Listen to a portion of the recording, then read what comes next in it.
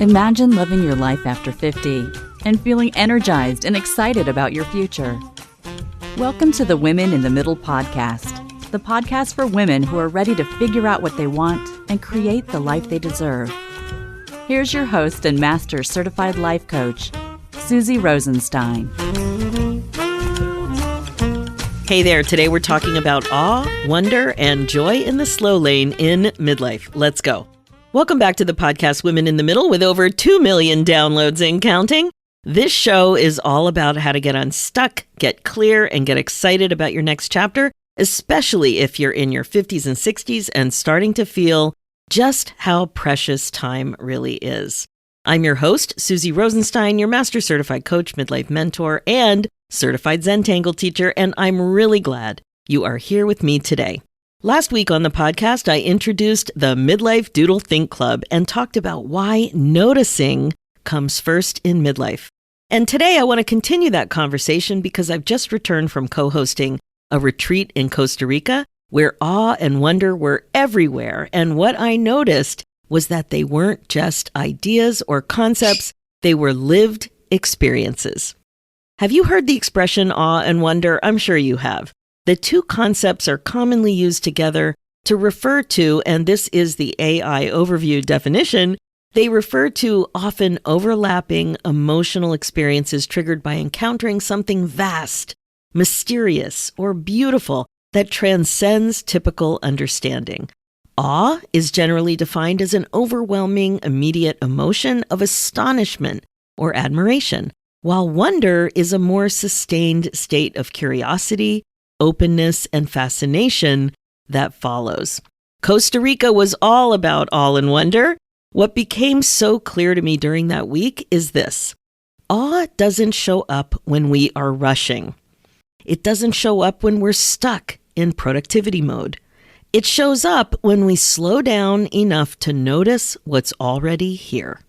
So today I want to share what whales, sloths, mindful doodling, and a whole lot of stairs taught me about the power of the slow lane and why this matters so much in midlife.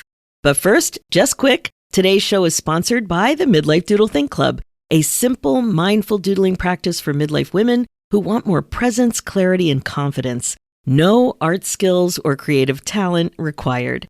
It's a new, fun way to slow down in midlife and create a space to think. Join us at www.doodlethink.com. Okay, now let's set the stage. Here's why awe and wonder are such a big deal in midlife. If you've been listening to this show for a while, you know that my work is all about helping women stop living like time doesn't matter. Because it does. It does matter. Midlife is often the moment when that truth quietly settles in. When I noticed this personally, it wasn't really in a dramatic, scary way. Instead, it was slow and steady, like a persistent, quiet, jarring realization. And I'm sure you'll agree, time feels different these days. And yet, this is also the stage of life where many women in the middle are busier than ever. Busy with work, busy with family, busy with caregiving, busy keeping everything running smoothly. A lot of the women I work with are incredibly capable. They love planners, they love lists, and they love being productive. I'm one of those women, and I bet you are too. And yet many of them tell me the same thing. They say things like, I don't really know how to slow down anymore. Or I sit down to rest, and I feel restless. And I feel guilty when I'm not doing something useful. And this one, I notice I can't even read a book these days. It feels like I'm wasting time. Now there's one more. One more underneath all of that is this quiet knowing I don't want to keep rushing through my life on autopilot.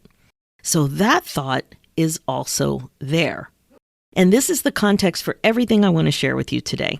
So let's think back a bit about awe and wonder. This isn't the first time I've spotlighted it on this show.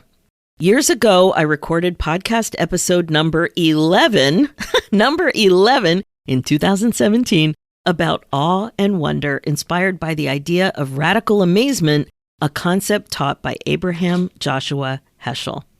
The idea is simple and profound. The gist of it is to practice living with awe, wonder, and a deep appreciation for reality as part of who you are, and that you don't take existence for granted. It's the way you look at yourself and the world as a profound miracle and mystery. The idea is that when we stop taking life for granted, everything becomes more vivid, more meaningful, and more alive. Now, I understood that intellectually back then, but this retreat reminded me of something important. Awe is not something you think your way into. It's something you experience when you slow down enough to notice. So when I was away from my retreat, Costa Rica became the classroom. During the retreat, we had so many awe-filled moments, so many. And one of them was with a male humpback whale. Many of you know that whale watching is my jam. I've been doing it since 1985. I've been on dozens and dozens of whale watches all over the place. I've even had the rare opportunity to kiss a gray whale. One of my favorite moments in my whole life. My goal now is to have one unique experience or learn something new about whales every time I'm out whale watching, something new. And it happened on this trip in Costa Rica. The water was calm, and we were watching a male humpback doing his thing. Eventually, he took a deep dive, and the guide told us that he was deep under our boat. He told us to put our ears on the ledge of the side of the boat. We had on life jackets, and it was a bit of an awkward position, hard to crouch down, but we did it, and we heard this whale singing his heart out. It was so amazing, definitely an awe and wonder moment. I heard two kinds of vocalizations too. It was something. And then our guide said to just sit upright and sit quietly and sit normally. And I couldn't believe it, but we heard the whale vocalizations above the water too, out of the water, just sitting there. I have to say, I have been on lots of watches where they will drop a hydrophone under the water and transmit the sound to a speaker on the boat, but I had never heard the whales talking and singing without a technological aid. I was beside myself. And there was more awe and wonder to be had. We went to Manuel Antonio National Park, where we watched a local guide spot sloths more than 50 to 100 feet up in the trees. Now, I don't know if you've ever seen this. It is so high up, and you can't believe that he can just see a sloth. It just looks like tree parts or tree leaves or something. It's very hard to see. Which, his ability to spot the sloths so high up was awe-inspiring enough. But then he had a telescope. So he would set up his telescope and he would, fix the lens on the sloth. And then he would ask in the group for the person with the best phone to loan it to him for a sec. And he put that phone up to the telescope eyepiece. And then he started taking pictures and videos through the lens. So we all got amazing photos. We had our retreat group set up on WhatsApp, and we were able to share the photos and videos with ease.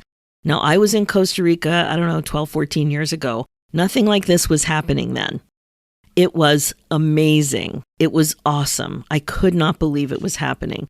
The whole sloth experience was an absolute joy, and inspired by sloths, joy in the slow lane. But wait, there's still more. We practiced yoga with the ocean and rainforest as our backdrop, listening to toucans and watching anteaters climb trees.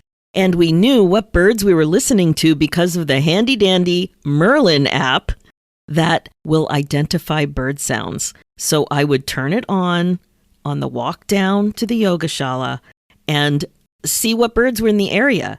When we were on the mats, I had the app on my phone just off to the side to hear who was there with us. So you can download the pack of sounds specific to your location before you go, which is especially exciting when you are traveling. So when we were walking down, I was like, oh my gosh, look who's here. A toucan. A toucan is with us. It was super fun. Then there was even awe and wonder at our resort. We encountered giant grasshoppers that were at least 5 inches long, which definitely got our attention. Their size was a little unusual, I would say a little jarring, And also, they were sitting on the stairs when we walked by, and even on a room doorknob, ready to spring up like Tigger. So scary. And, you jumped definitely when you're on the stairs. That's not so safe. What the heck was going on with these grasshoppers? They were huge. The owner of the resort even told us a story of the one time that she ended up with one of them on her leg under her dress. Yikes, it freaked her out too. Anyway, then there were the stairs. So let me talk a little bit more about these stairs. I just mentioned them briefly when I told you about the giant grasshopper. They would perch on the stairs. But there was an awe and wonder and even radical amazement element to those stairs too. This resort was high up and must have been built into the side of a mountain or a steep hill. I don't know what they call it, but it was high. And it really is a rainforest, right? Lots and lots of steep stairs. So between the yogashala at the bottom of the property, the guest rooms midway up, and then the dining area, bar, pool, and reception at the top, we climbed a lot of stairs. From the room to the dining area alone, 67 stairs. In heat, in a lot of humidity, several times a day. My friend told me that it was 300 stairs and steps to go down for yoga, or to go up. And you should have seen my face when this whole situation became clear. It's not once a day thing. It's not a once a day thing like, you got to go get into your bathing suit, or you got to go take a nap, or you got to go for food, or whatever. There's a lot of going up and down. And I don't know about you. I work at home. My job is fairly sedentary. I am certainly not climbing that many stairs on a daily basis. Not only was I in awe and wonder when I could see that all of us midlife gals could manage it, but I also used my 5-second rest stops along the way to experience even more awe and wonder. I would take photos of the flowers at my rest point, the butterflies, and the giant grasshoppers along the way too. And just this afternoon, I caught a quick glance of my legs post-trip in my bedroom mirror and was pleasantly surprised when I saw the newfound definition in my quads and calves. Seriously, I was surprised at what I saw. Not too shabby. But here's what struck me most. The awe didn't come from luxury or comfort. I mean, we enjoyed all of this. But the awe didn't come from that. The awe came from attention, paying attention, from slowing down enough to really see, hear, and feel what was happening. And I also watched something shift in the retreaters themselves. At first, many arrived in full doing mode. I mean, I also felt myself needing to come down a little bit from, life at home, the workaday world. The shift I saw came out mostly with Zentangle, wanting to do things right, comparing, rushing a bit, wondering if they were good enough at doodling. And then something softened. As we practiced mindful doodling together, as they learned more, tried new things, and started to understand the no mistakes aspect of Zentangle, of what we were doing, as there was no pressure to perform or produce, as the structure of the practice held them gently, I watched shoulders drop. I watched women become more curious and less critical. I watched confidence grow, not because they were trying harder, but because they were allowing themselves to be beginners. That can be very challenging for us midlife gals. And that's when awe began to show up here too. This is where mindful doodling and the Zentangle-inspired practice we use in the Midlife Doodle Think Club fit so beautifully. Mindful doodling gives my busy brain somewhere gentle to land. It's not wasted time. It's the kind of productive pause that helps me show up better everywhere else. Yes, I said productive pause. I've talked about this in one way or another in several episodes, several times in the past episodes. I've challenged you to consider self-care as productive. And here it is again, with mindful doodling, which was a focus of this retreat about finding joy in the slow lane. You begin to notice when your hands are focused on simple, structured patterns, your mind naturally settles. You're not forcing yourself to relax. You're not trying to clear your thoughts. You're simply present. And presence is where noticing begins. Noticing comes first. Inside this kind of practice, nothing needs to be fixed. You're not coaching yourself. You're not analyzing. You're not solving problems. You're noticing. You're noticing your thoughts, your reactions, your patterns. This is present moment functioning, which is the ability to be fully engaged with what's happening right now, instead of being pulled into thoughts about other stuff like regrets about the past or worries about the future. My favorite place to go, worries about the future. And this skill, this ability to notice is incredibly powerful in midlife because you can't make intentional choices if you never pause long enough to hear yourself think. And this is exactly why I created the Midlife Doodle Think Club. The club is a gentle, low-pressure practice space designed specifically for midlife gals who want to slow down and notice without needing to perform, perfect, or produce anything. I mean, we are producing something, but you don't have to do it a certain way. You don't have to finish it. It's the art of doing. It's structured, it's guided, and it's supportive. And most importantly, it's doable. In Doodle Think, we practice noticing. In the Women in the Middle Academy, my 12-month group hybrid coaching program, we work on what you want to do with what you're noticing. So they're similar, but different. They are beautifully complementary. So if you're listening and thinking, I'm tired of rushing. I want more presence in my life. I don't want more time to slip by in an autopilot blur. I actually want to read a book again. This may be exactly where you start. So let's wrap up this episode. A core message of this podcast is that midlife is not a rehearsal. Slowing down isn't quitting. It's choosing consciously. It's being intentional, thinking on purpose. Awe and wonder aren't luxuries. They're signals that you're present in your life, and that matters more than ever in this season. So if you're curious about practicing this kind of presence in your everyday life, I would love to welcome you into the Midlife Doodle Think Club. You can learn more at www.doodlethink.com, and I'll also link to it in the show notes. It's a great place to start. Thanks so much for being here with me today. Being a woman in the middle really is the best place to be, and I hope we'll be doodle thinking together very soon. All right, that's it for this episode. I am so glad you're here. Please remember to share this episode if you enjoyed it. Share it with your friends and other midlife gals you know would get a lot out of it. Now, my focus as your regret-proofing midlife coach is to help you get unstuck and get on with the good stuff. Being the queen of your brain domain is the best way to be, and it's time to stop waiting for the right moment and start creating the happiness, excitement, and joy you crave. That is how to become fulfilled. For show notes and links, go to www.suzyrosenstein.com and click on the podcast tab and look for episode 446.